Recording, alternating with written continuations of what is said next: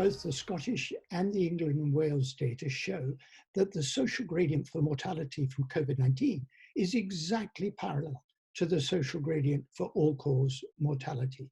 It means that the same kind of influences that cause inequalities in health in general cause inequalities in COVID-19. We talk about a jobs-rich recovery, but we have to remember that 12 years ago, after the financial crisis, what we created was almost the opposite of that. We created an environment in which most of the protections went directly to the owners of capital, and most of the impacts fell on ordinary people in society, on the security of people's jobs. And the real priority at this point in time, it seems to me, is to do something better than that, so build back better than we did after the financial crisis. And a key focus of that, it seems to me, is the question of people's livelihoods. And in a sense, what the government has done, and many governments have done through the pandemic so far, is at least to recognize that they have a huge capability to operate in that area, in particular through making money available to furlough schemes, to employment protection, to the transfer of skills from one place to the other. And it seems to me that that's what we have to look at most clearly in what follows, is building on that ability, and in fact in resisting the idea that the job of government is somehow to get us back to the same kind of structure that we had before. The same kind of structure that we had before is largely the structure that led to the insecurity in work. It's also led to the impact on environment, and there are strong arguments to suggest that it was at least instrumental in some of the damage that the pandemic is causing. It's fine to talk about the need to fund now our health services, but if we have over the last years forgotten how to value health services and really bring kind of a public purpose lens to constructing the kind of strong and resilient NHS that we need, then throwing money at it last minute in a crisis doesn't get us where we need to be.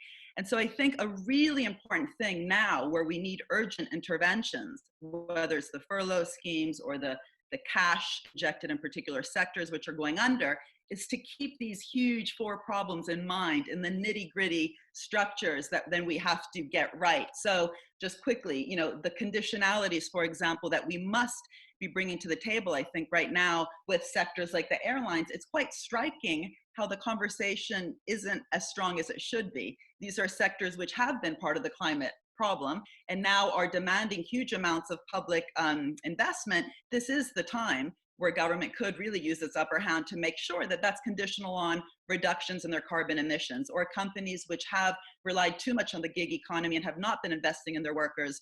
This is the moment where we can look at different types of working conditions. Denmark, by the way, has done this, for example, saying that they're not going to bail out companies that are using tax havens.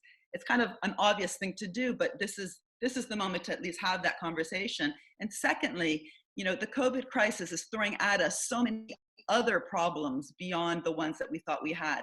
The digital divide was there before, but it's even stronger now. We have so many kids home from school that are really missing out on their human right of getting educated well. So how can we actually use a public purpose lens to crowd in lots of different solutions through a strong state, not one that at best is just fixing market failures too little too late, around areas as different as the vaccine, which of course we need to get, but also these social, much more wicked problems like the digital divide. So this really, I think, is a moment to reinvent, reimagine the role of finance, the role of business, and the role of the state to really partner in this stakeholder capitalism kind of way that, again, until now has just been talk. The issue of the pandemic is not something that just dropped out of the sky, in the sense that, for example, I led the world's biggest study in this area. 2006, we put in our report to government on the detection and identification of infectious diseases. And in that report, we said a pandemic of this kind is likely to happen before 2030, reported in 2006, and set in train a whole bunch of things that should have been put in place before we got to this point. Now, I'm just going to say we had scientists from 30 different countries on that group. We met for 2.5 years, and the biggest study of this kind ever made. And the Chinese and African scientists and experts were brought into that report. I think it's interesting that in China, in that part of the world, South Korea, the response has been pretty well exactly as we stipulated it should be. And here in Europe, apart from Greece, we have seen quite the opposite response. When you have an epidemic, the key is to get ahead of the disease instead of sitting back and waiting for lockdown when we already had far too many cases to manage to test and trace and isolate. So the problem is far, far bigger than we should have had, but we are trying to take a look at where we are now. How do we get out of this as quickly as possible?